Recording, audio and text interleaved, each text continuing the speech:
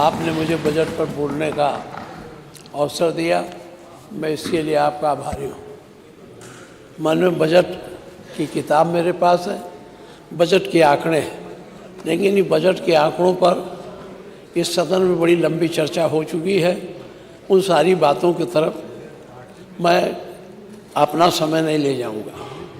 मैं एक बात कहना चाहता हूं कि ये मूल बजट जो आपको लाए हैं, ये 9,12,696.35 करोड़ का है और इसमें बढ़ोतरी हुई है 79,463.31 करोड़ की, यानी 8.7% आपने पिछला बजट बढ़ाया।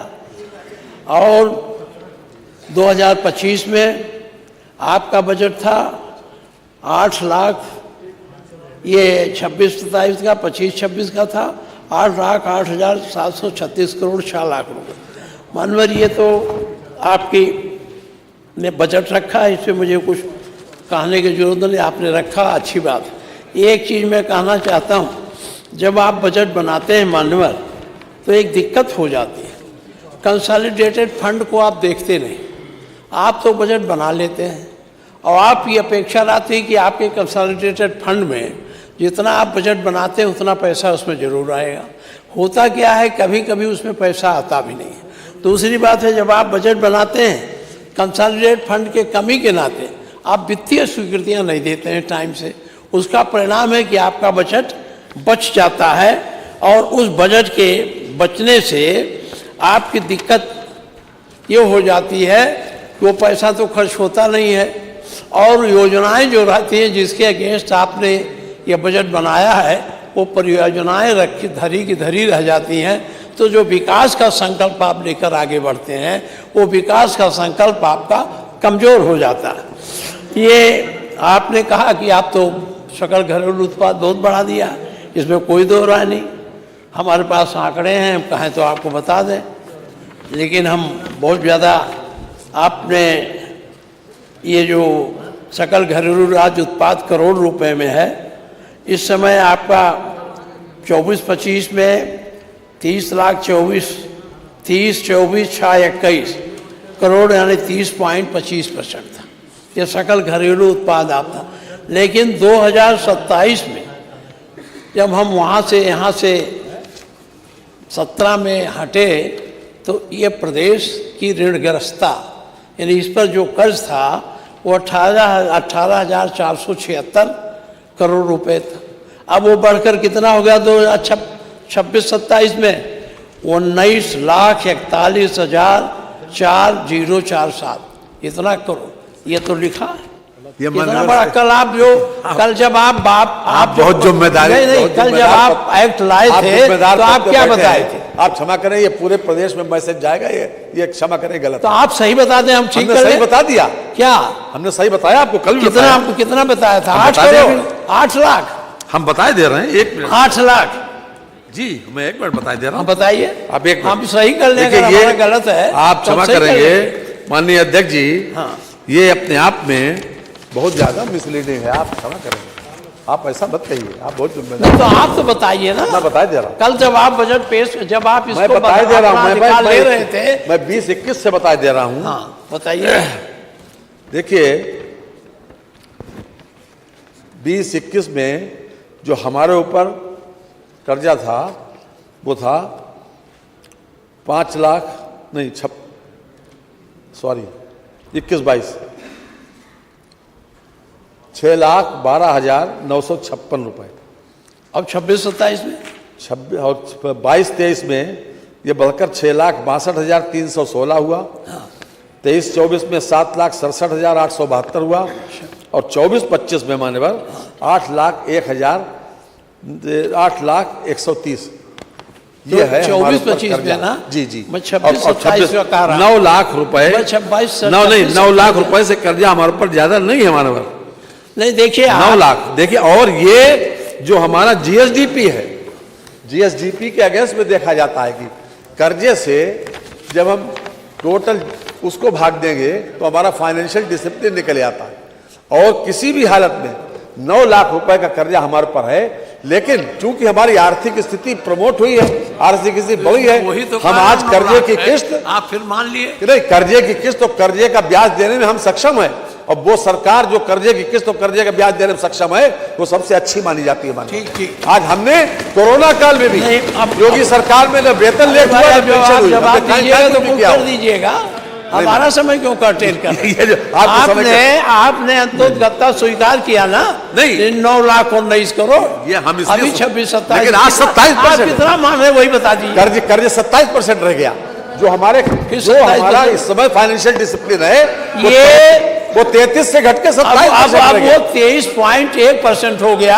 आपकी ऋणग्रस्तता पाले की हमारी ऋणग्रस्तता 23.1% इन टोटलिटी में देखिए सर, जो 33%, किस समय में जितना था बताओ ना उनके आप बता दीजिए, हम आपकी बात मान लेंगे। आप जो बता दीजिए हम मान लेते हैं, हमारे पास आंकड़े नहीं। देखिए 30% उनके समय में था। आपके जमाने में लगभग 34% था, 34% से घटकर इतने हम आए हैं, अब 27% रह गया। आज की तारीख में ये 27% है हमारे टोटल जो हमारा वो है डेप्ट, वो 27% है हमारे, और उसको 23 तक लाना है। और इसको आगे के लिए हमने 23 तक उम्मीद, इसी वित्तीय वर्ष हम जो अनुमान लगाया हमने 23% का, ये हमने किया है। 34% से 27% रहा, ऋणग्रस्तता कम करने की बात हमने नहीं। ये अब आप हमको भी कहा ले, देखिए ऋणग्रस्तता से काहे इतना चिढ़ जाते हैं। ऋणग्रस्तता तो आप कहते हैं ऋणग्रस्तता से हम विकास करते हैं, ऋण लेके विकास करते हैं, तो आप और ले लीजिए, हम कहाँ कहते हैं। इस बात को स्वीकार करने में आप क्या क्या दिक्कत होती है। आप अंततः घूम के फिर 9 लाख पर आ गए, 9 लाख करोड़ पर, इधर से उधर, और हमको इतने देर डिस्टर्ब किए। माननीय वित्त मंत्री जी, आपने कल एक एक्ट पास कराया अनुशासन का, कि हम जो है किसी भी मूल्य में सकल घरेलू उत्पाद से 30% से अधिक कर्जा नहीं लेंगे, ये आपने कल पास कराया यही। अच्छा, इसी तरह से आपने ये पास कराया अपना राजकोषीय घाटा, वो तो पहले से 3% से ज़्यादा सकल घरेलू उत्पाद से, तो मैं कह ही रहा हूँ, कहाँ मैं कह रहा हूँ।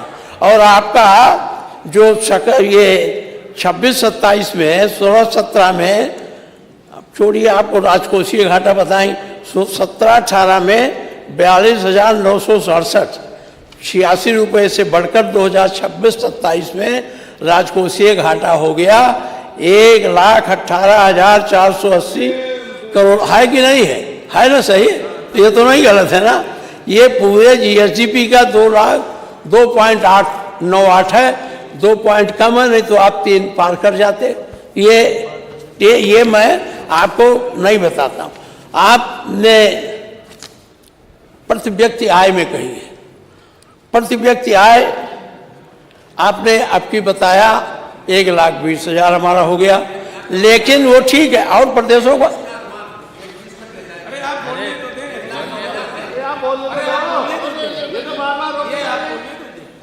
ऐसा है, 1,20,000 आपका अनुमान है कि हमारी प्रति कैपिटा आय हो जाए, लेकिन ये पूरे हिंदुस्तान का जो आय है प्रति कैपिटा, उसका तो 53.5% है।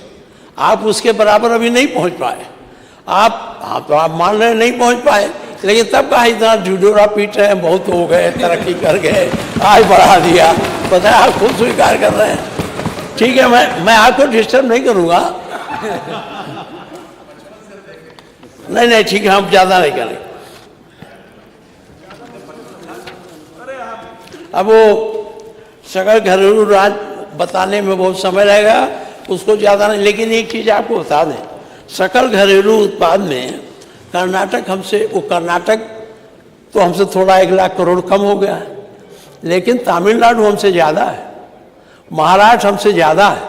आप तीसरे नंबर, आप अरे हम इंटरप्ट करेंगे तो आप कैसे बोलेंगे? दो प्रदेशों से आप तीसरे नंबर पर आ गए। पिछली बार आपने बताया था कि तीसरी बार पहले बताया था, लेकिन कर्नाटक की आय उस समय ज़्यादा थी, कर्नाटक का घट गया, आप 1,00,000 करोड़ बढ़ गया, तो आप पूरे हिंदुस्तान में अब तीसरी शक्ति हो गए। जब आप तीसरी शक्ति हो गए तो तो विकास काम भी ज़्यादा होना चाहिए। हम लोग माननीय मुख्यमंत्री जी, हमारा जो समाजवादी पार्टी का बजट था वो 3 लाख करोड़ कुछ था, लेकिन हम लोगों ने कितने काम किए? हम लोगों ने उसे बहुत काम किया। अब उस कामों की सूची हम नहीं देंगे, क्योंकि आप यहाँ तो जो बोलने खड़े होते हैं वो वही 12-13 से शुरू करते हैं, ये नहीं किया वो नहीं। लेकिन आपको बताओ, उस पैसे में इकाना जैसा स्टेडियम बना, इकाना उसी में बना था।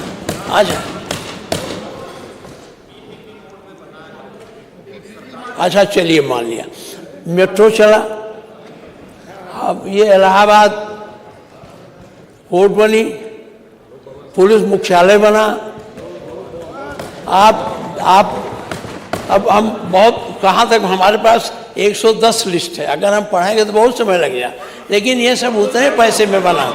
आप इतना बड़ा बजट लाए हैं, कोई एक बता दीजिए सिवाय एक्सप्रेस वे को छोड़कर कि आपने लोक भवन भी उसी में बना है जिसमें आप बैठते हैं। लोक भवन उतना ही बजट, आप इतना बजट लिए पिछली बार, कितना बड़ा काम कोई प्रदेश में किसी कोने में क्यों? आप जो बोलेंगे तो आप बता दीजिएगा, मैं वो नहीं कहना चाहता हूँ। दूसरी बात है कि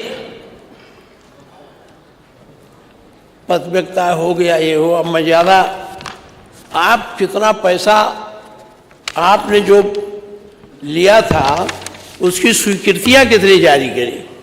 मान लिए हम आंकड़ा तो नहीं देंगे, लेकिन जितना बजट आपने पिछली बार पास किया, क्या उसकी वित्तीय स्वीकृतियाँ उन कार्यों के लिए जिलों में गई? नहीं पहुँची है। उतना पैसा आप खर्च नहीं कर पा रहे हैं। उसका कारण क्या है? या तो आप कंसोलिडेट में पैसा नहीं है, कंसोलिडेटेड फंड में, अथवा आपका ये आकलन गलत हो गया है। तो बजट बनाते समय उन सारी बातों पर गंभीरता से सोचना चाहिए, जिससे आगे चल करके दिक्कत ना हो। अब मान लीजिए आपने वित्तीय स्वीकृति नहीं, मैं मानता हूँ कुछ दिक्कत होती है। कुछ पैसे ऐसे हैं जो राज्य के कर से आपको मिलेंगे, जो केंद्र के से आने हैं। वो केंद्र का पैसा तो आता है 30 मार्च को, 31 मार्च को, तो उससे दिक्कत हो सकती है कि वो आप उस समय जारी करें, तो उसमें, लेकिन जो पैसा आपके पास है उसको तो जारी करके खर्च करा देना चाहिए, चाहे स्वास्थ्य का हो, चाहे पीडब्ल्यूडी का हो। सब बजट तो हम पढ़ने से कोई फ़ायदा नहीं है। आप वित्त मंत्री हैं, आप कुछ जानते हैं, और अगर हम कहने लगेंगे तो अभी जो है आप फिर देखिए, ये 25-26 के राजस्व लेखे में आपने 13.32% कम बैक हो रहा है। राजस्व लेखे में आपने पहली बार व्यय कम किया है। ये राजस्व लेखे का व्यय कम करना बजट की अच्छाई का परिणाम है। पूंजीगत लेखे में ज़्यादा खर्च होता है तो हमारे एसेट बनते हैं, और उससे जो है वो अच्छा बजट माना है। आपने कम खर्च किया है। दूसरी बात है, वित्तीय वर्ष 25-26 में जो केंद्रीय कर से हमको मिलना था, राज्य का अंश 2.07 कम मिला। इसका क्या कारण? इतना प्रतिशत कम प्राप्त हुआ, कारण क्या है? आप जब अब बोलेंगे तो बता देंगे कि जो आपको केंद्रीय करों में जो आपका हिस्सा था उससे 2.07% कम आपको प्राप्त हुआ है। अब इसमें स्वीकृत बजट में कम खर्च हुआ है। अब उद्योग तथा खनिज में तो 9.91 कम हुआ, परिवहन में 12 इसको बहुत बताने से कोई फायदा नहीं, आप तो जानते हैं, आप मानेंगे भी नहीं। 2026-27 में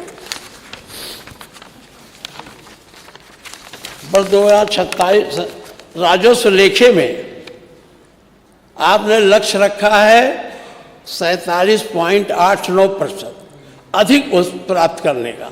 कैसे प्राप्त होगा? या तो आप टैक्स लगाएंगे या कोई तरीका निकालेंगे।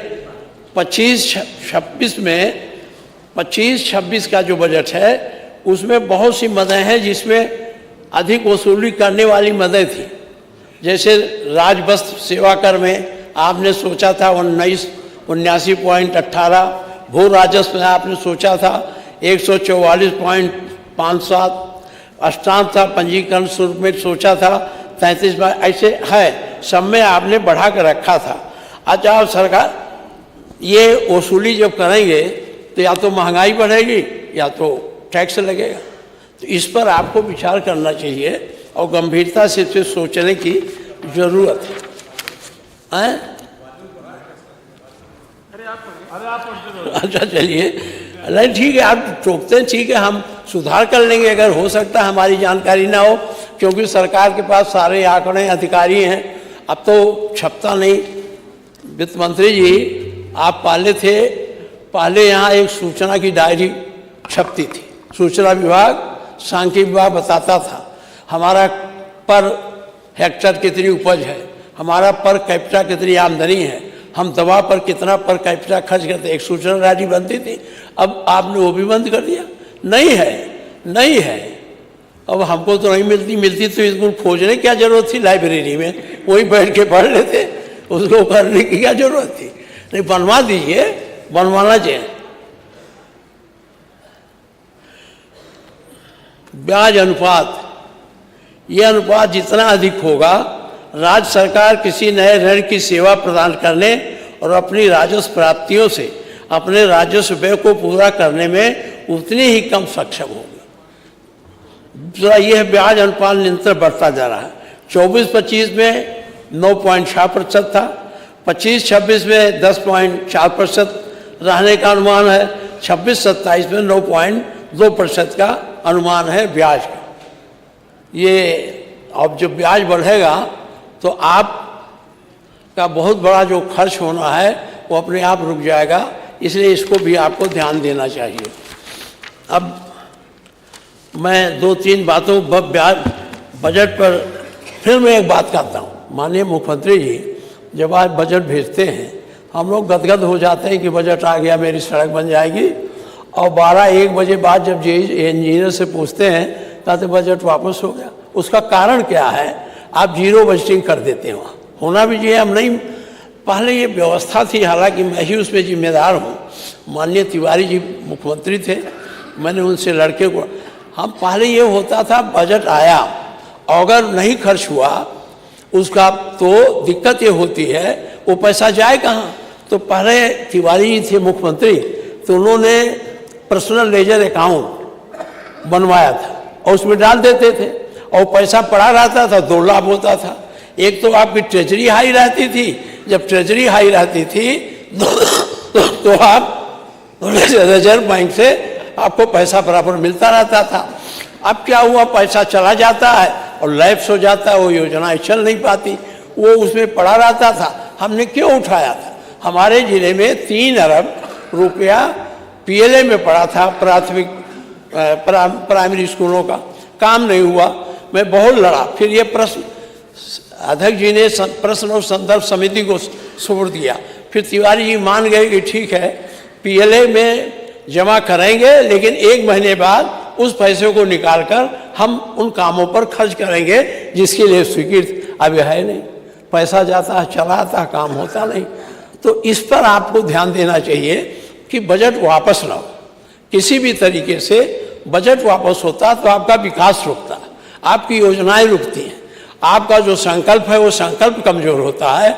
इसलिए मैं आपसे निवेदन करता हूं इस बजट के बारे में इसको सोचें और किसी भी तरह से जो पैसा जाए फिर रात में ही वापस ना आए, उस काम के लिए रखा जाए। ये बजट के मामले में अब मैं ज़्यादा नहीं कहूँगा, बहुत हो गया है, और खन्ना जी तो कुल पढ़े ही हैं, इनको बताने कोई ज़रूरत ही नहीं है। मैं एक बात आपसे कहना चाहता हूँ मान्यवर, अब मैं दूसरी तरफ बढ़ता हूँ। देखिए स्वास्थ्य मंत्री भी बैठे हैं। मानव जीवन की 2 चीज़ें बहुत आवश्यक हैं, चिकित्सा और शिक्षा। ये दोनों मानव जीवन के विकास को पराकाष्ठा पर ले जाते हैं, और इस पर अगर आप अधिक ध्यान नहीं देंगे तो ज्यों की त्यों रह जाएंगे। हम बजट पर बहुत ज़्यादा बात नहीं करते, कितना आपको मिला कितना नहीं मिला, लेकिन एक बात कहेंगे, जो प्राथमिक स्वास्थ्य केंद्र हैं या जो सामुदायिक स्वास्थ्य केंद्र हैं या आपको जो जिला अस्पताल है, जो मेडिकल कॉलेज हैं, इसमें जिस तरह की दवा की व्यवस्था होनी चाहिए वो नहीं हो पा रही है। आप सामुदायिक स्वास्थ्य केंद्र पर तो आपने ट्रस्ट वस्ट की व्यवस्था करा दी है, हमारे अस्पताल में भी है।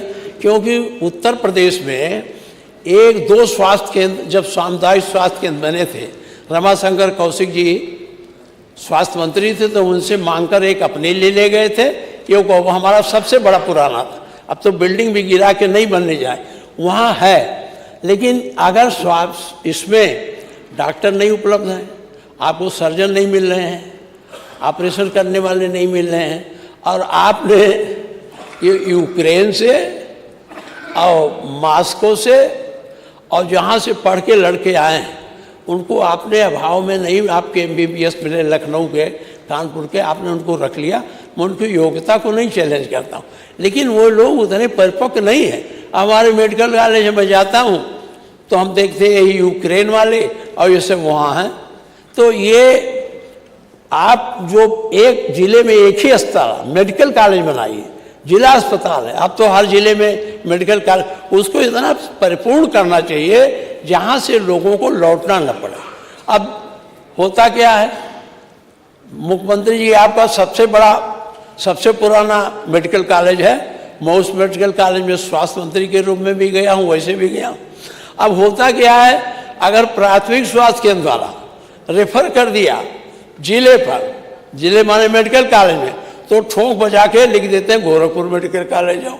अब वो बेचारा लाते फाने मेडिकल कॉलेज जाता है। अब मेडिकल कॉलेज से फिर वो लिख देते हैं PGI जाओ। अब फिर वो भागता वहाँ से PGI आता है, PGI बता दिया मेरे यहाँ जगह ही नहीं है।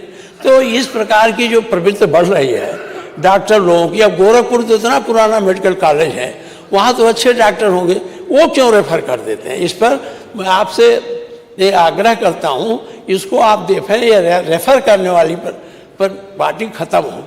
दूसरी बात, आप यहाँ भी कुछ संविदा पर हैं, आउटसोर्सिंग हैं, तो बेचारे क्या करें, वो तो रोज़ हमसे मिलते ही हैं। अब हमारे यहाँ एड्स की देख रेख के लिए आपने कर्मचारी रखे हैं संविदा पर। होता क्या है, जब उनके अधिकारी नाराज हो जाते हैं तो पद से उनका निकालते हैं रिजल्ट और उनको बाहर कर देते हैं।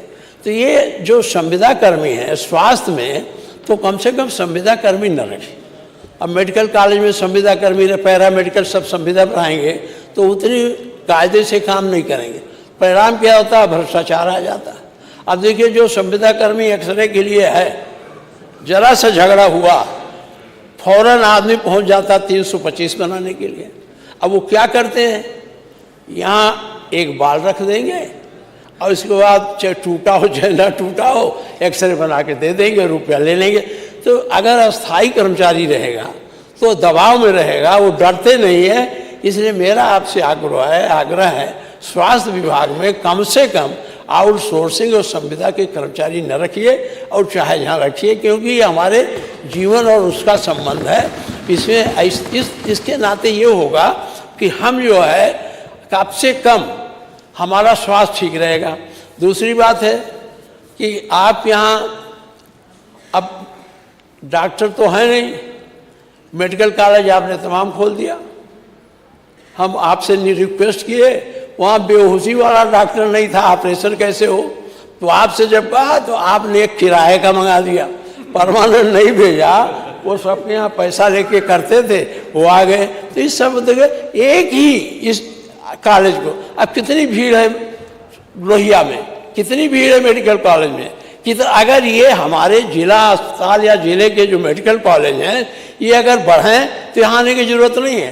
पहले हमारे यहाँ कोई बीमार होता था तो उसकी फाइनल दवा मेडिकल कॉलेज गोरखपुर में होती थी, लखनऊ नहीं आना पड़ता था। PGI से भी, लोहिया से भी, बाबा राघवदास मेडिकल कॉलेज पुराना है, बहुत पुराना है, वहीं से हम लोगों की दवा होती थी। लेकिन अब वो भी हम लोगों को भेज देता है। अब भेजने में क्या होता है, पूरा परिवार तहस नहस हो जाता, वहाँ जगह नहीं मिलती। तो माननीय मुख्यमंत्री जी जरा इन दलालों को पकड़वाइए, आप तो बहुत पकड़ते हैं इस हमको।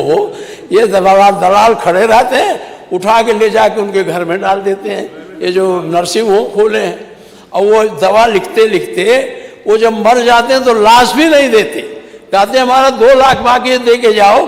तो कम से कम इन अस्पतालों को भी आप चेक करिए कि कितना। आपने बताया था आप आयुष्मान कार्ड की आप जांच करा लें तो ये जो हैं छोटे अस्पताल, वो सबसे ज़्यादा एक बार एक आदमी लेके आता है, चाहे जो बीमारी हो, 5 लाख खर्च कर लेते। वो बेचारा भाग के लौट के चला जाता है हमारे पास। हमने कहा पैसा ख़त्म हो गया, पीजीआई ले चलो।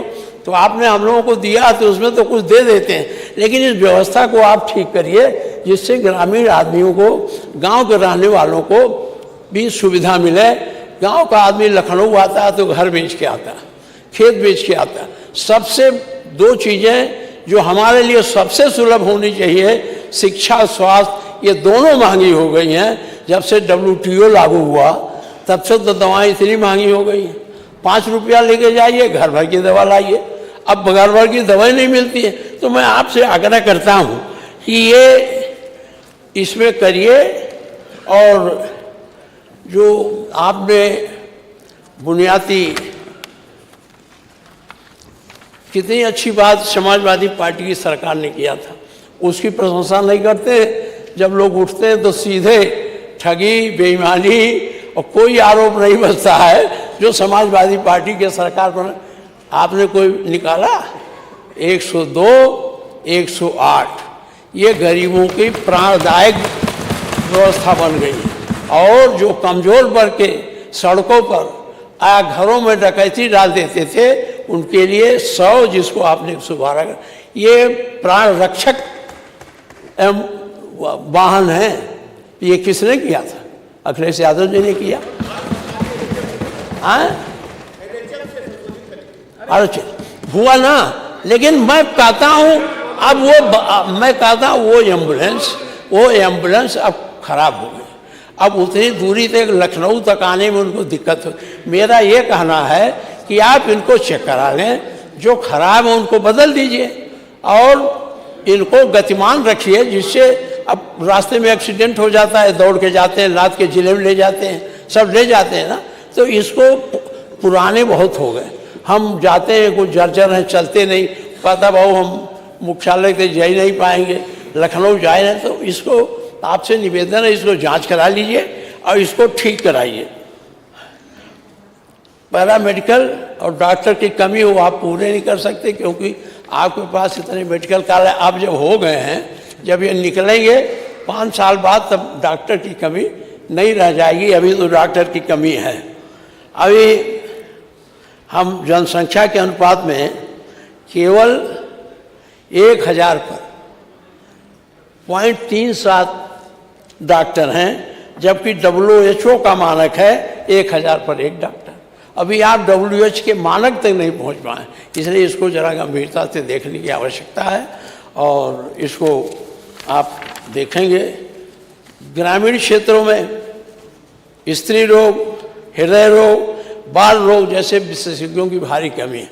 मैं जानता हूँ डॉक्टर बड़े हो जाते हैं, जब झोला छाप डॉक्टर 1000 रुपया रोज कमा लेता है, कुछ पढ़ा नहीं तो पढ़ा लिखा तो कमाएगा। इनको उतनी वेतन तो दे नहीं सकते, क्योंकि आपका एक नियम है।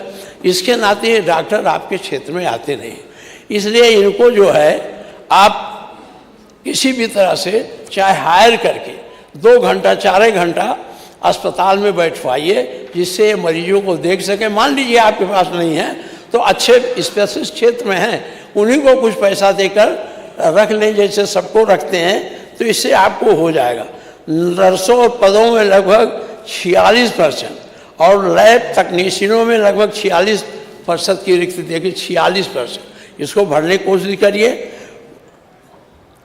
बिस्तरों की कमी है, वो सब छोड़िए। बस इतने आपको ज़्यादा कहेंगे तो वैसे आप बहुत इस समय मेहनत कर रहे हैं, तो मैं आपको नहीं दौड़ाऊंगा। आपसे निवेदन करता हूँ, बाबा हंस रहे हैं मुख्यमंत्री जी, मैं आपसे इतना निवेदन करूँगा कि आप थोड़ा हम लोगों की तरफ भी आइए। अभी ये उन्नाव हरदोई न देखिए, सबसे बड़ी जटिल बीमारियां पूर्वी उत्तर प्रदेश में है, क्योंकि यहाँ पानी की समस्या है। वो पानी नहीं मिल पा रहा है जो हमारे स्वास्थ्य के लिए आर्सेनिक पानी है, कहीं ब्लॉक में कुछ है। तो वहाँ थोड़ा एक बार आप दौरा कर लेंगे, और CT स्कैन और ये आप MRI तो आप सामुदायिक स्वास्थ्य केंद्र पर कुछ पहुँचा दिए हैं, इसको सब जगह पहुँचा दीजिए। ये मैं हमारे यहाँ कुछ है, इसलिए मैं झूठ नहीं बोलता ना, मैं झूठी आलोचना करता हूँ, मेरी आदत नहीं है। और इसलिए वहाँ जो सामुदायिक स्वास्थ्य केंद्र है, एक बार कोशिश करिए, जिले में तो सिटी स्कैन है, लेकिन यहाँ सिटी स्कैन हो जाए, MRI हो जाए, सामुदायिक स्वास्थ्य नहीं सब है। जो बड़े अस्पताल है जैसे हमारा सामुदायिक स्वास्थ्य केंद्र, 500 आउटडोर के मरीज पर डे आते हैं, कम से कम 500। आप रिकॉर्ड मंगा के देख लीजिए, वो इटवा का इतना आते हैं। मेडिकल कॉलेज में भी आप देखिए, मेडिकल कॉलेज में कुछ ठेके पर हो गया, हमारे यहाँ के भी कुछ लोग ठेका उसमें लिए हैं, ये एक्सरे का, तो मैं उसमें नहीं कुछ कहता, ये है जब नहीं संसाधन उतरे हैं तो आप कहाँ से लाइएगा। अब इसलिए आपसे स्वास्थ्य के बारे में इतना मुझे कहा। अब मैं आता हूँ शिक्षा पर। शिक्षा में शिक्षकों की भारी कमी है। अभी मंत्री जी के एक जवाब में आया था, प्राथमिक शिक्षा, अगर प्राथमिक शिक्षा बढ़िया नहीं होगी तो उच्च शिक्षा कभी अच्छी हो नहीं सकती। हम लोग जिस समय प्राइमरी स्कूल में पढ़े थे, आप पता नहीं पढ़े कि कॉन्वेंट में पढ़े, हम तो बोरा वाले स्कूल में पढ़े, जहाँ अपना बोरा ले जाओ, बिछाओ, पढ़ो। लेकिन जो उस समय ज्ञान मिलता था वो आज नहीं हो पा रहा है। एक प्राइमरी स्कूल के बगल में जब लड़के रोजगार नहीं पाते हैं तो एक छप्पर रख के कॉन्वेंट टाइप चला देते हैं, मान्यता नहीं मिलती है, उनका रोज दिक्कत होती है। वो बेहतर पढ़ाई करते हैं आपके प्राइमरी स्कूल से। आपने अब कंपोजिट विद्यालय खोला है, लेकिन वो भी 2 ही खोला है जिले में कंपोजिट विद्यालय। अब मुकाबला करना पड़ता है, तो ग्रामीण स्तर का बच्चा, जो पिछड़े वर्ग के लोग हैं, गरीब लोग हैं, जो इन स्कूलों से पढ़ के आते हैं, इन कॉन्वेंटी स्कूलों से जब उनका मुकाबला पड़ता है तो कमज़ोर हो जाते हैं। तो आप कहते हैं इनका नंबर ही नहीं आया, नौकरी कहाँ से, पढ़ने की सुविधा देंगे नहीं और नौकरी में कहेंगे इनका नंबर नहीं आया। इसलिए इस व्यवस्था को थोड़ा सुधार करिए। क्यों आप 70,000 देते हैं, कभी कभी प्राइमरी स्कूल का टीचर 1 लाख पाता है, वो 1 लाख पाता है, 3-4 हज़ार वाले लड़के इतना बढ़िया पढ़ाते हैं, क्यों नहीं पढ़ाता। आपने शिक्षा, खंड शिक्षा कहाँ है मंत्री जी? नहीं है। खंड शिक्षा अधिकारी रखे गए हैं, उनकी देख रेख के लिए रखे गए हैं। तभी हम तो परेशान थे, मैंने बड़े मेहनत से जाके छुट्टी पाए, सब पश्चिमी उत्तर प्रदेश के लोग, और नोएडा, सहारनपुर, गाजियाबाद, पूरे हमारे सिद्धार्थनगर में पहुंच गए थे। बड़े अच्छा लड़के पहुंचते, लड़कियां पहुंच गई थी, परेशानी थी। तो मंत्री जी से कहा, बाबा जी ने कुछ रुपये, वो चले गए वहाँ। अब वो जगह रिक्त है। हमारे गांव में भी एक शिक्षा मित्र है, हमारे गांव के स्कूल में नई मास्टर हैं।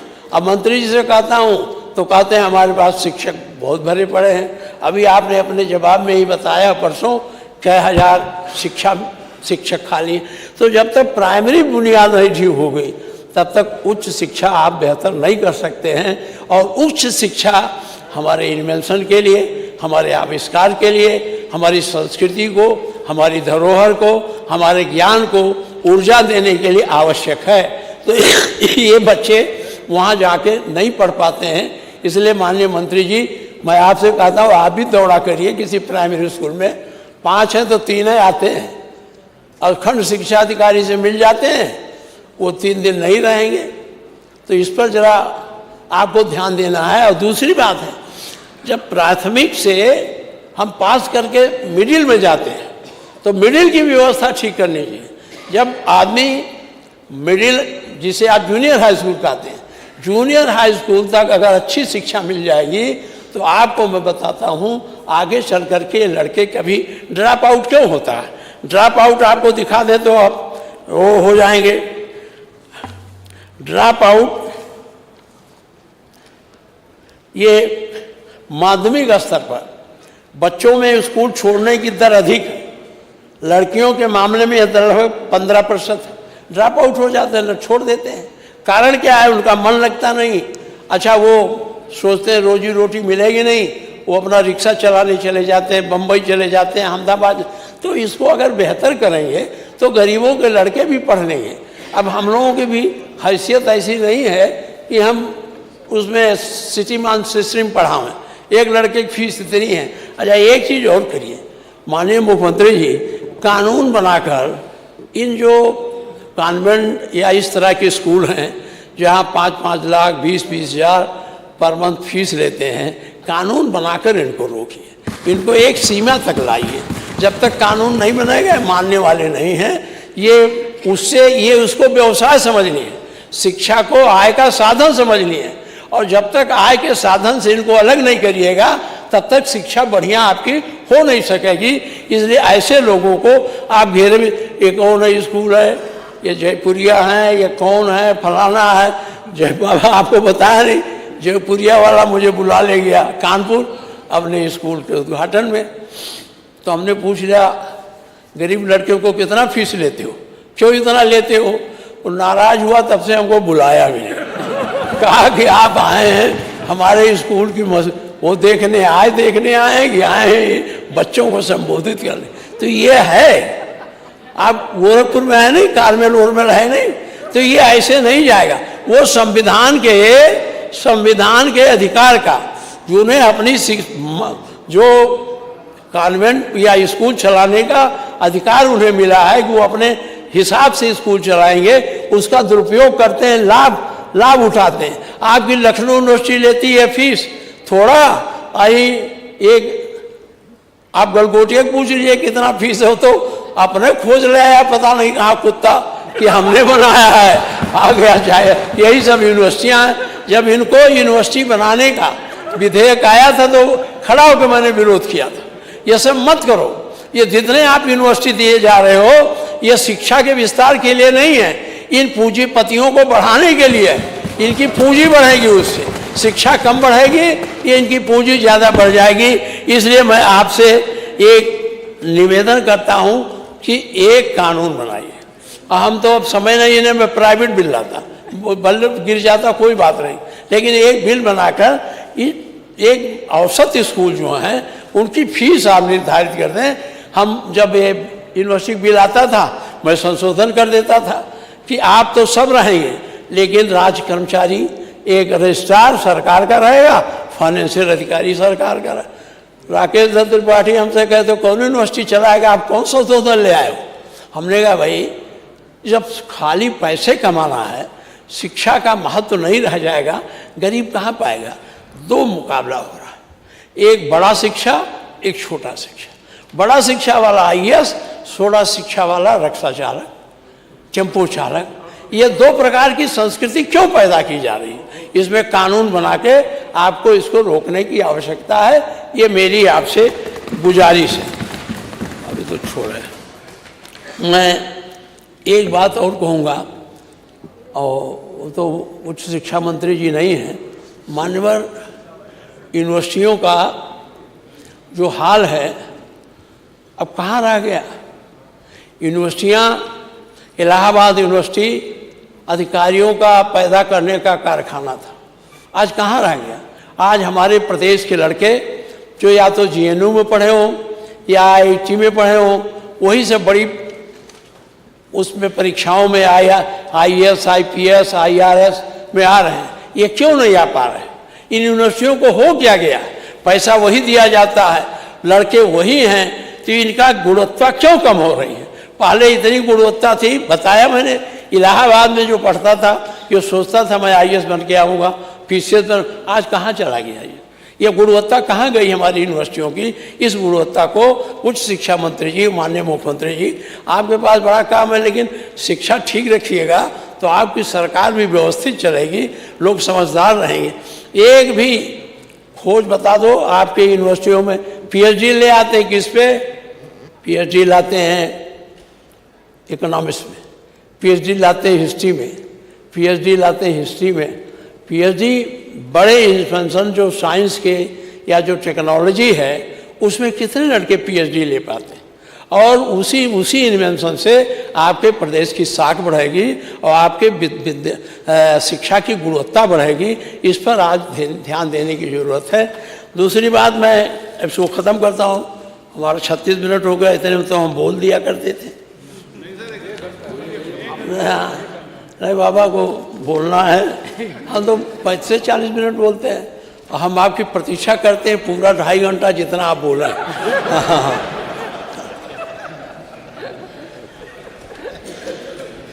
मास्टर, ये बेरोजगारी पर काफ़ी बात हो गई है, मैं उस पर ज़्यादा नहीं कहूँगा। ये अभी राजभर जी हमारे साथियों के बीच में बेरोजगारी पर बात, मानवर बेरोजगारी सरकारी नौकरियों से नहीं आएगा। बेरोजगारी स्वरोजगार, औद्योगिक विकास, इस सब से जाएगा। अब पलायन की बात कर रहे थे, हम लोग दुर्भाग्यशाली हैं। अब बाबा जी वहीं मुख्यमंत्री जी वहीं चले गए कि पूर्वी उत्तर प्रदेश इतना पलायन किया, जो मॉरिशस गया मैं तो वहाँ पता चला कुल गोरखपुर और बलिया के भरे हैं। फिजी गया तो वहाँ यही लोग भरे हैं। अरे त्रिनीदाद कहाँ है, पनामा से जाना पड़ता, वहाँ भी यही के लोग भरे हैं। तो ये पूर्वी उत्तर प्रदेश पलायन का आधार बना था। माननीय मुख्यमंत्री जी, आप निवेश बहुत ला रहे हैं। मैंने उस दिन भी आपसे कहा था ये निवेश जरा हम लोगों के जिलों में लाइए, जो कमज़ोर ज़िले हैं जिनको आप दूसरे दृष्टि से कहते हैं, इन जिलों में पूर्वी उत्तर प्रदेश में अच्छा काम किया आपने, मैं उसको जानता। हम लोग जब पढ़ते थे गोरखपुर यूनिवर्सिटी, तब कारखाना खुला था खाद का, बंद हो गया था, आपने चालू करा दिया। अब वो खाद के कारखाने से हमको खाद, उर्वरायुक्त खाद मिलती है, और वो खाद जो वहाँ से निकल कर गोदामों में साल भर पड़ी रहती है, उसकी उर्वरा शक्ति कम हो जाती है। लेकिन दुर्भाग्य गोरखपुर की खाद हम लोगों को मिलती नहीं, पता नहीं कहाँ चली जाती। आपसे मैं आपका ध्यान आकृष्ट करता हूँ कि जो गोरखपुर फैक्ट्री है, इसकी सप्लाई पूर्वी उत्तर प्रदेश भी करवाएं। पूर्वी उत्तर प्रदेश में रहेगा तो हम लोगों को ताज़ी खाद मिलेगी और हम लोगों को उसमें सुविधाएं भी रहेंगी। ये काम आपने किया, इसके लिए तो मैं आपको धन्यवाद देता हूँ। ये काम इसी तरह से पूर्वी उत्तर प्रदेश में जो हमारा हथकरघा था खलीलाबाद में, आप जानते हैं सब मंडल में, गोरखपुर और बस्ती मंडल में सबसे ज़्यादा बुनकर थे। सूत की उनकी समस्या थी। उसके लिए पुरानी सरकार ने, जो भी रहे हो, कांग्रेस हो कोई रही हो, उसने हथकरघा मिल स्थापित किया था। आज वो मिल पता नहीं कहाँ चली गई। अगर आपने खाद के कारखाने को चालू कराया तो इसको भी चालू करा दीजिए। हथकरघा मिल को अगर बना देंगे, इनको सूत लेने के लिए बहुत दिक्कत होती है, वो टूटी फूटी अवस्था में पड़ा है, उसको आप करा देंगे तो पूर्वी उत्तर प्रदेश के लोगों को सूत जो बुनकर हैं आसानी से कम दाम पर वहाँ मिल जाएंगे। मानवर, एक निवेश के लिए मैंने आपसे कहा, एक काम और आपसे कहूँगा, आप निवेश बताते हैं और हमको बताते हैं यहाँ आ गया, यहाँ आ गया। मैंने आपसे निवेदन किया था एक लिस्ट हमको भी दे दीजिए, क्योंकि हम जाएं, हम तो बड़े घुमक्कड़ हैं, हम जाएं तो देखें तो कहाँ लग रहा है, कहाँ बन रहा। हाँ, हम जब गोरखपुर से निकलते हैं बनारस की तरफ या बड़हलगंज की तरफ, तो आपका वहाँ 2-4 दिखाई देता है। एक बहुत बड़ा आप वहाँ स्टेडियम बना रहे हैं, उसको गोरखपुर में बनाना चाहिए। उतनी दूर बना रहे हैं स्टेडियम, मैंने देखा है, वहीं आपने बनाया है। तो ये जो उद्योग धंधे हैं, बिना उद्योग धंधे होंगे और बड़े उद्योग से रोजगार नहीं सृजन होगा। उद्योग छोटे उद्योग से होगा। चाइना ने इसी महाने से अपने लोगों को रोजगार दिया, दुनिया की संपत्ति कमा ली, जबकि 1978 में उसकी आर्थिक स्थिति हमसे अच्छी नहीं थी। और हम आज कहाँ चले गए, चीन हमसे कहाँ चला गया। ये तो निक्सन की देन थी, निक्सन ने उनको सब सुविधा उपलब्ध करा दी। तो आप कुटीर उद्योग, जो छोटे उद्योग हैं, बुनकर हैं, कालीन उद्योग है, इन सब उद्योगों पर भी विशेष ध्यान, हम नहीं कहते कि नहीं ध्यान देते हैं, लेकिन इसके लिए अलग से बजट भी दीजिए जिससे बढ़े, ये हमको रोजगार देने वाले हैं।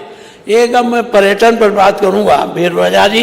बेरोजगारी का तो मैंने कहा, हम तो खुद ही जाते हैं वोट मांगने पर। आप तो अब की नहीं गए थे, मैं गया था वहाँ बम्बई। आपका था कि आप आएंगे, बड़ा लोग प्रतीक्षा कर रहे थे।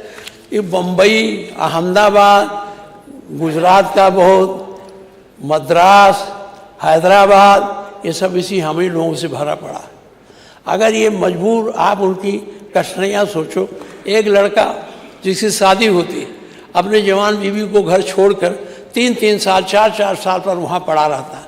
अगर यहाँ उद्योग होते तो यहाँ वो नौकरी करके 4 पैसा कमा रहे, वहाँ वो उद्योग थोड़े करते हैं, मजदूरी करते हैं, मेहनत करते हैं और उनके कष्ट को आप बहुत ला रहे हैं उद्योग। तो ये उद्योग नोएडा में जा रहे हैं और किसी दिन कभी दिल्ली सरकार की नज़र खराब हुई तो नोएडा अपना लेगी, वो आपके पास भी नहीं रह जाएगा।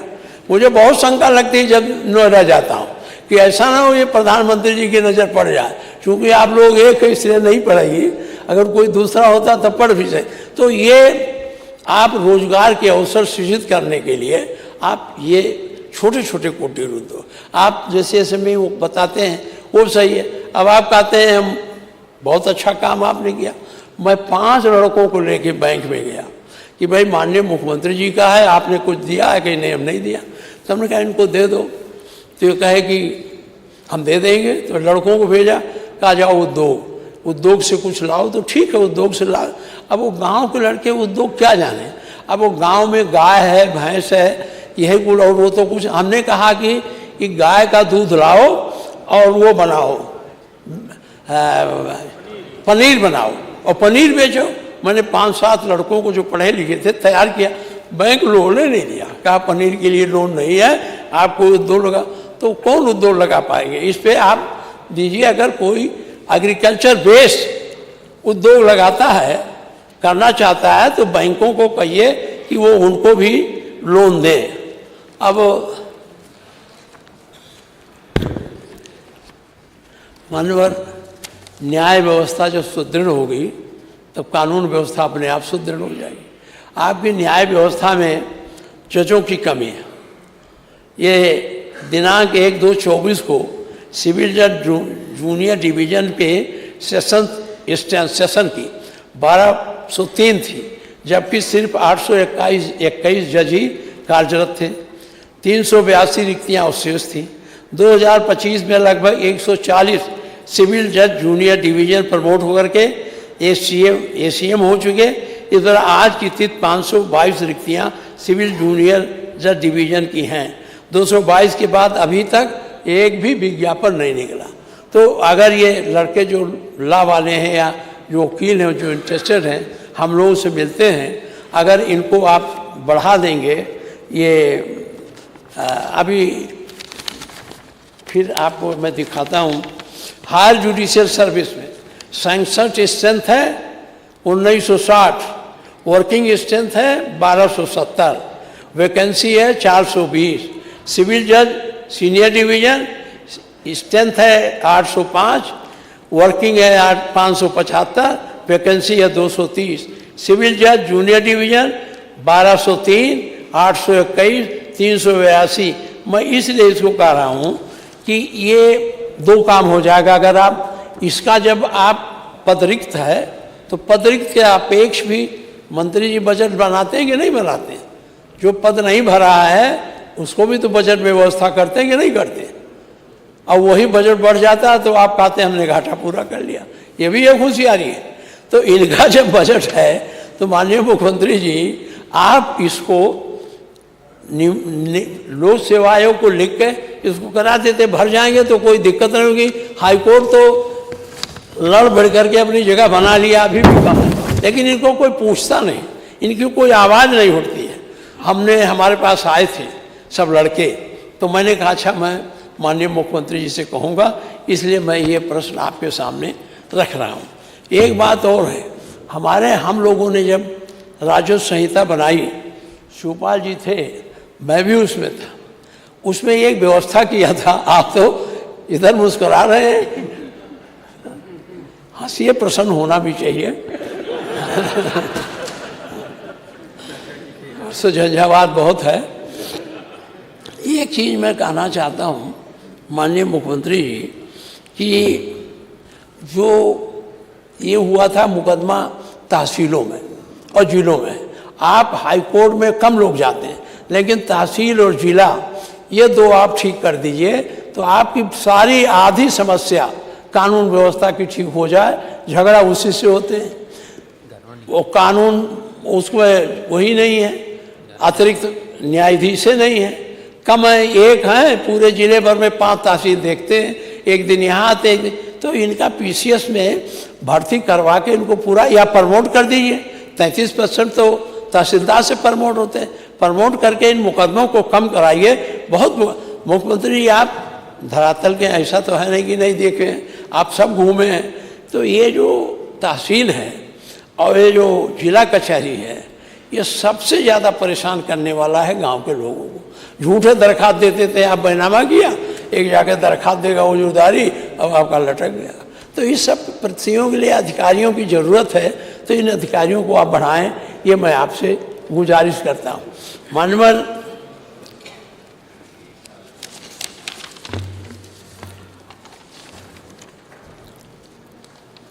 संविदा कर्मचारियों को तो कही चुका, कोई पता नहीं। अब मैं आपको किस विज्ञान केंद्र की तरफ ले चल रहा हूँ। आपके पूरे प्रदेश में 50 वर्ष कृषि विज्ञान केंद्र के पूर्ण हो गए हैं और 5 वर्ष 100% बजट इनको आईसीआर दे रहा था। अब 50% आईसीआर एवं राज्य सरकार को भार वहन करना है और एनपीए दृष्टियार राज्य सरकार देती है। 215-16 से कृषि विज्ञान केंद्र के कर्मचारियों को पेंशन दृष्टियात प्रदान नहीं किया जा रहा। कृषि विज्ञान केंद्र के वैज्ञानिकों की सेवानिवृत्ति आयु 62 के घटाकर 60 कर दी गई, जबकि अन्य प्रदेशों में 65 से 62 है। ये कृषि विज्ञान केंद्र हमारे यहाँ है और वो आचार्य नरेंद्र देव यूनिवर्सिटी से संबंध है। माननीय भानु प्रताप सिंह जी थे, भारतीय सरकार में कृषि मंत्री थे, तो उन्होंने उसको खोला था। ये लोग वहाँ, इनको हमारी जब सरकार थी तो इनको 50-60 एकड़ भनवापुर में इनको उनकी ज़मींदारी का सीलिंग में निकला था, इनको दिला दिया गया था।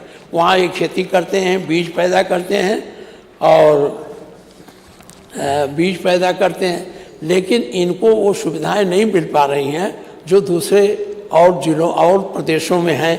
इसलिए मैंने इनका आपका ध्यान इनके तरफ आकृष्ट किया।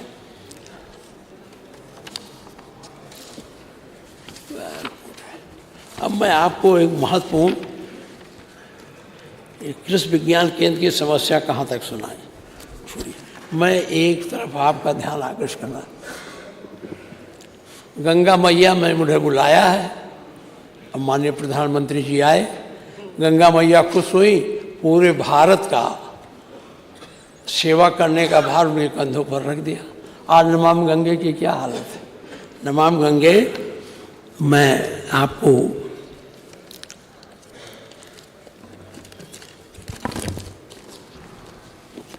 नमामि गंगे में 40,000 करोड़ का था और उसमें आपको 14,000 करोड़ आपने इस पुस्तक में लिखा, 13,000 करोड़ हम जानते हैं मिला।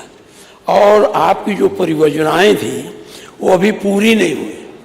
उन परियोजनाओं को पूरा करने की आवश्यकता है। अगर आप पूरा कर देंगे तो गंगा मैया शुद्ध हो जाएगी। आप जानते हैं गंगा न केवल हमारी नदी है, हमारे देश की जीवनदायिनी जीवन धारा है।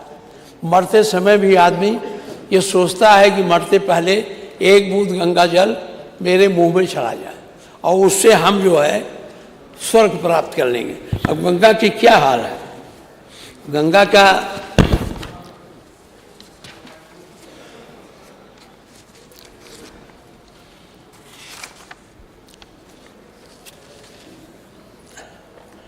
केंद्र द्वारा नमामि गंगा के लिए 40,000 करोड़ रुपया स्वीकृत हुआ। प्रदेश में लगभग 13,000 हमने लिखा था, लेकिन आपने इस किताब में 40,000 दिया। 2014 से अब तक 400 से अधिक परियोजनाएं देश भर में मंजूर हुई। सीवेज और प्रदूषण की स्थिति, गंगा में रोजाना लगभग 3,000 mld मिलियन लीटर गंदा पानी पर दिन गिरता है। उत्तर प्रदेश में 1,000 मिलियन लीटर से अधिक सीवेज गंगा में जाता है। कानपुर, वाराणसी और प्रयागराज में कई नाले आज भी सीधे गंगा में गिर रहे हैं। उत्तर प्रदेश में 100 अधिक सीवेज और घाट परियोजनाएं स्वीकृत, कई योजनाएं अभी भी अधूरी, ये पूरी क्षमता से काम नहीं कर रहे हैं। कई स्टेप बनने के बाद भी सीवेज नेटवर्क अधूरा होने से लाभ नहीं मिल रहा। पानी की गुणवत्ता प्रदूषण, केंद्रीय प्रदूषण नियंत्रण बोर्ड के अनुसार कई स्थानों पर बीओडी मानक से अधिक पाया गया। कई जगह गंगा का पानी अभी भी स्नान योग्य स्तर तक नहीं पहुंचा। माननीय मुख्यमंत्री जी, इसको आपको गंभीरता से सरकार को इसको देखना चाहिए। जिस गंगा ने आपको पूरा देश दे दिया, जिस गंगा ने पूरी सत्ता सौंप दी, और गंगा मैया आज इस गंदगी से बिलख रही हैं, उसको ठीक कराने की जिम्मेदारी, उसको साफ कराने की जिम्मेदारी सरकार की है। ये भी नहीं कि बजट नहीं, बजट है, केवल देख रहे नहीं है, सुपरविजन नहीं। सुपरविजन हो जाए तो ये ठीक हो जाएगा। इसलिए नमामि गंगे में मैं आपका ध्यानाकर्षण करता हूँ और चाहता हूँ कि इसको आप जो है चलाना देखें।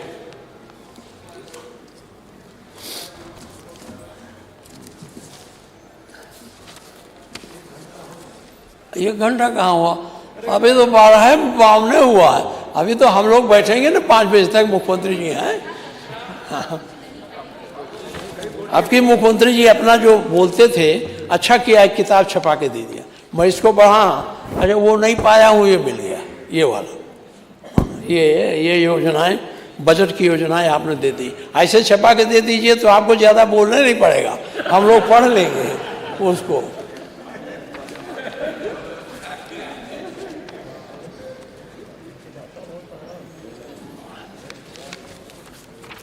कौन विषय छूटा तो नहीं कोई? सिंचाई परियोजना पर मंत्री जी बैठे हैं। मैं ज़्यादा नहीं कहूँगा कि सिंचाई पर काफ़ी बात हो चुकी है। शिवपाल जी ने और आपने काफ़ी वार्तालाप करके ठीक कर दिया।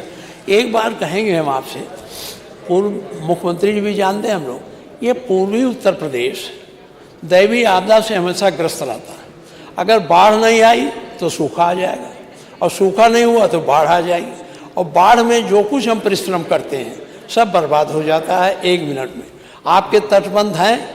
मैं आज यहाँ से मैं पूर्व सरकार के मुख्यमंत्री वीर बहादुर सिंह को आभार प्रकट करता हूँ कि उन्होंने हमारे क्षेत्र में बहुत तटबंध बना दिए थे, जिससे मेरे कुलगांव में अभी भी ऐसा है।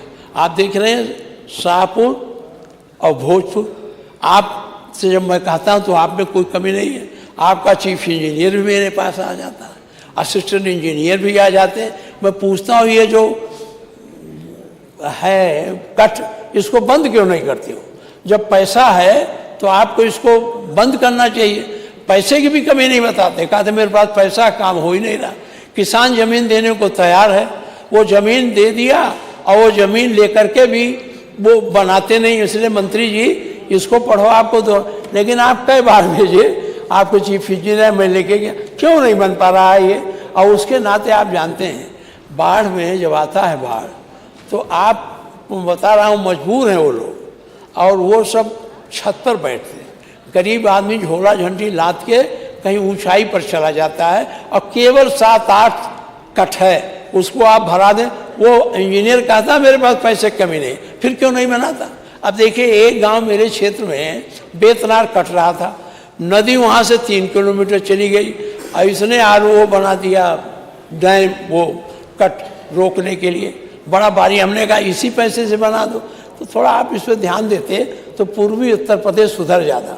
दरअसल पूर्वी उत्तर प्रदेश से सभी नदियाँ नेपाल के रास्ते से आती हैं। नेपाल में पानी जब बढ़ता है तो हम पूरब के लोग डूब जाते हैं, और उस डूबने के नाते हमारी फसल चली जाती है। अब उसको पहले बड़ी योजनाएं थी, अब नहीं हो पाएंगी। भालू बांध परियोजना थी, जलकुंडी परियोजना थी, जो पंडित नेहरू के टाइम में बनाई गई, लेकिन नेपाल से सीधे हमारा संबंध नहीं हो पाया। मैं खुद गया था, शिवपाल जी को लेके गया था, मिनिस्टर है, वहाँ के अधिकारियों, अगर वो बन जाता। अब बाबा चाहें तो दोनों जगह के गुरु हैं, उत्तर प्रदेश के तो वही हैं, नेपाल के भी गुरु हैं।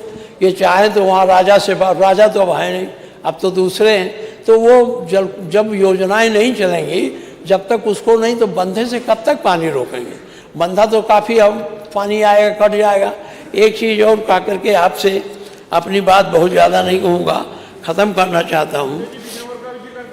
हाँ, रुको जी, अरे रुको भाई, माननीय जी, माननीय, अब अरे एक मठ बनाओ, आपो इसे पहनो, बस बड़ा भारी महंत हो जाओ, उसमें काम रहेगा, आपको अच्छा रहेगा।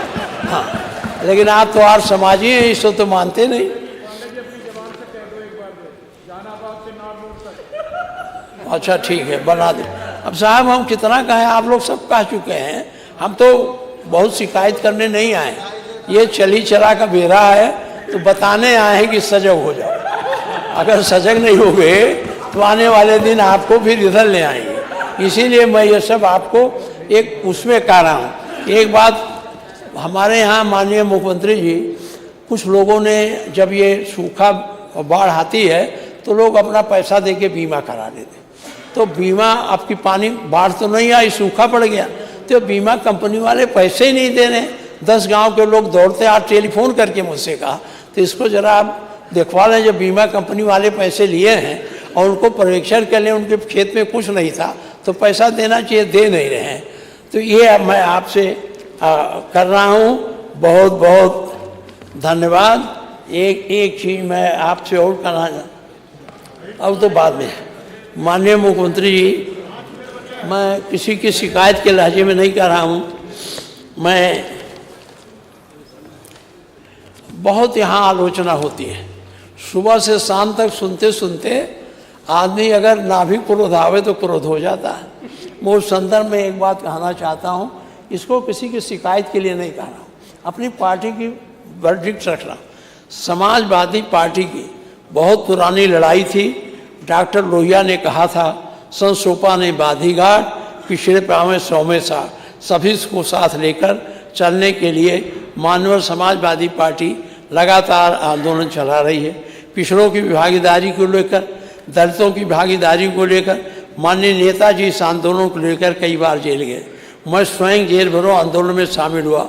हमारे राष्ट्रीय अध्यक्ष जी ने स्वयं कहा कि जाति जनगणना करा ली जाए, जिसकी जितनी संख्या है उसकी उतनी हिस्सेदारी दे दी जाए। दूसरा ये कहना है कि भारतीय जनता पार्टी के जो सहयोगी दल हैं लगातार लगभग 10 वर्ष से सत्ता में बने हुए हैं, इनकी प्रदेश और देश दोनों जगह सरकारें हैं, ये एक भी बात नहीं बोलते हैं कि समाज के लोगों को आरक्षण कैसे मिले।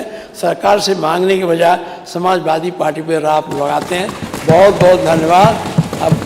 अब फिर कभी जब लौटा जाएगा तब बात होगी।